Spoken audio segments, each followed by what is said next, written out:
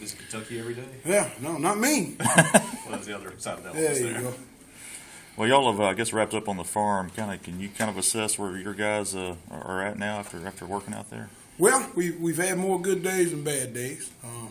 Really trying to preach consistency and get better every day. I thought we took a step back first part of practice today in terms of effort and intensity, but the guys are trying, getting a little bit better, and that's all we ask. Trying to get a little bit better every day, and fundamentally, we just got to continue to improve.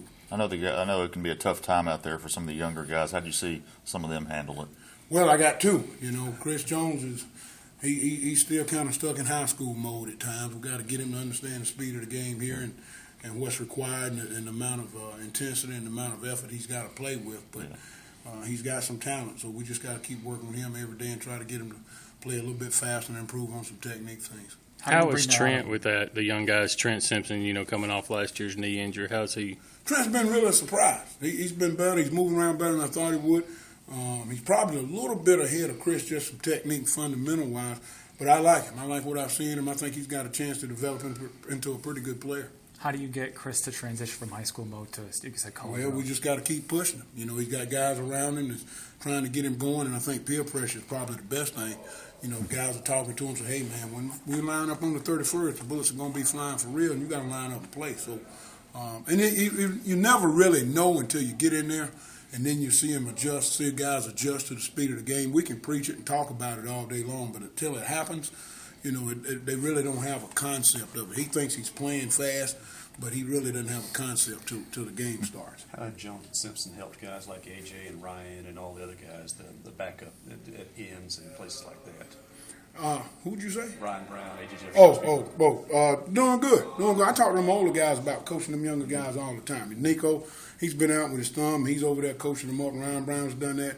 AJ hadn't played any ball, so AJ, he can do some coaching, but I don't know if I want him coaching up a whole lot. He's still learning himself, but he's improving. Ryan Brown, Preston's been coaching them guys up, so I'm trying to get them older guys to take a little bit more ownership in this thing. Can you put into words kind of how difficult or how interesting it might be to coach Quay and Nick compared to everybody else you have?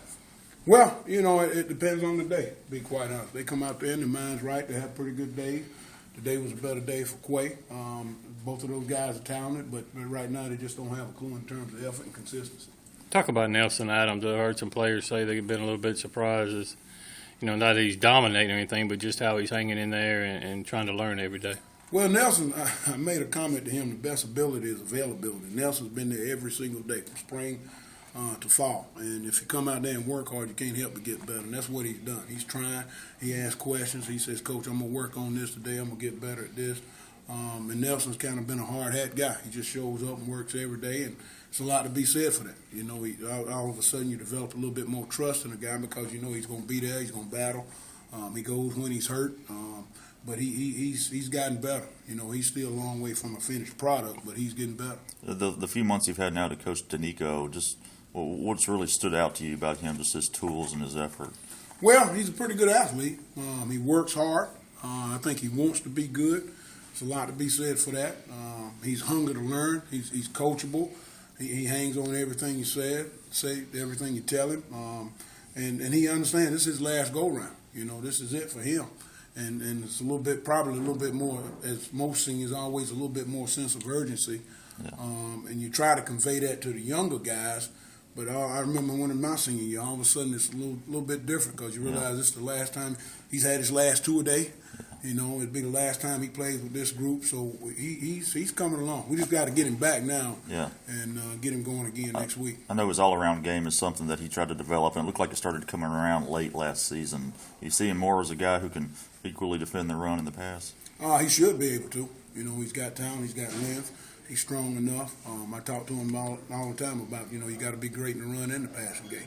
Everybody likes rushing the passer, but if you don't stop him on first and second down, you're not rushing the quarterback. So he understands that. He's working at it. He's really been a surprise in the run game, being honest with you, because he plays so hard and his technique's really getting better. And I think he's adjusting to it. Coming from East to the SEC, it's always an adjustment. Being a little bit older guy, he understands it, and he's adjusting a whole lot better.